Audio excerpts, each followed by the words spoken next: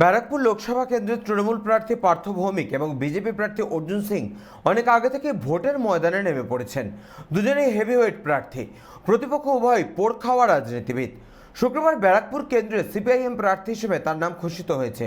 শনিবার সন্ধ্যায় নৈহাটিতে দলীয় কার্যালয়ে সাংবাদিকদের মুখোমুখি হয়ে সিপিআইএম প্রার্থী তথা অভিনেতা দেবদূত ঘোষ বলেন, লড়াইটা একেবারেই কঠিন নয়, কারণ কমরেডরা সারা বছর রাস্তায় থাকেন।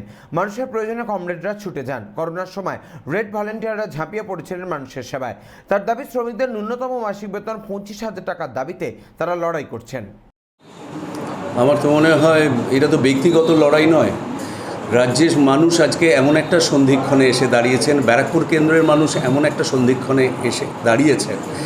দীর্ঘ 10-12 বছর ধরে মানুষের যে হিউম্যান গ্রোথ সেটা ডিপ্রাইভড হয়েছে, সেটা এই এলাকাতেও হয়েছে। আপনারা শিক্ষার ক্ষেত্রে দেখুন, শিল্প সম্ভাবনার ক্ষেত্রে দেখুন। পশ্চিমবাংলায় 2011 সালে যখন বুদ্ধদেব ভট্টাচার্যের সরকার চলে যাচ্ছে, তখনও শিল্পে বিনিয়োগে আমরা দেশের মধ্যে তৃতীয় স্থানে ছিলাম। আজ আমরা সেখানে 13তম স্থানে এসে দাঁড়িয়েছি। লড়াইটা হচ্ছে আমরা 1 নম্বর হতে চাই, এবং সেখানে ব্যারাকপুরও পশ্চিমবাংলার একটা অংশ। সেটা হচ্ছে লড়াই অর্জুন সিং বা পার্থ ভৌমিকের থেকেও বড় হচ্ছে রাজ্যের, ভারতবর্ষের চালানোর ক্ষেত্রে, ভারতবর্ষের শিল্পনীতির ক্ষেত্রে, ভারতবর্ষের মানুষের উন্নতির ক্ষেত্রে সংসদে গিয়ে কে লড়াই করবে, সেই লড়াই লড়তে এসেছে আমি মূলত ব্যারাকপুরে পার্টির নির্দেশে।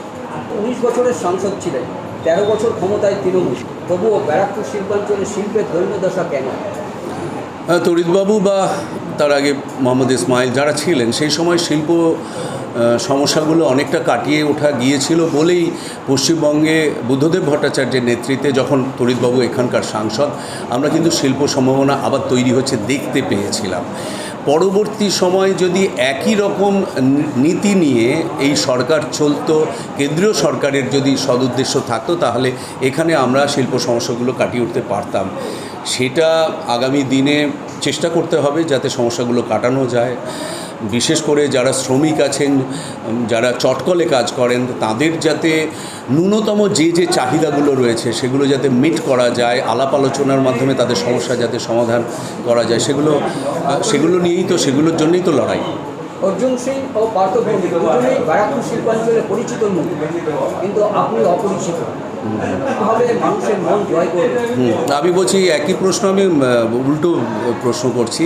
সেটা হচ্ছে আমার বন্ধু রচনা বন্দ্যোপাধ্যায় এবং লকেট চট্টোপাধ্যায়, দুটি অন্য দলের, পার্থবাবুর দল এবং অর্জুন সিংয়ের দলের প্রতিনিধিত্ব করছেন। তারা ভূমিকন্যা হুগলির। বিষয়টা এলাকায় থেকে, মানে এটা তো কাউন্সিলর ইলেকশন নয় যে আমি জনে জনে গিয়ে সবার সাথে দেখা করে আমাকে এখানকার কথা সংসদে গিয়ে বলতে হবে। সেটার দায়িত্ব পার্টি এখানে দিয়েছে। এখানের মানুষও যদি একই দায়িত্ব দেন, আমি এখানকার দাবি দেওয়া সংসদে গিয়ে তুলব এবং ওখান থেকে যা আদায় করব এই কেন্দ্রে এসে সেটা মানুষের সঙ্গে শেয়ার করব। লড়াইটা এইখানের লড়াই। কে ভূমিপুত্র নয় সেটা নয়। নৈহাটি থেকে হিমাদ্রি শেখর ভট্টের রিপোর্ট, চ্যানেল 24/7।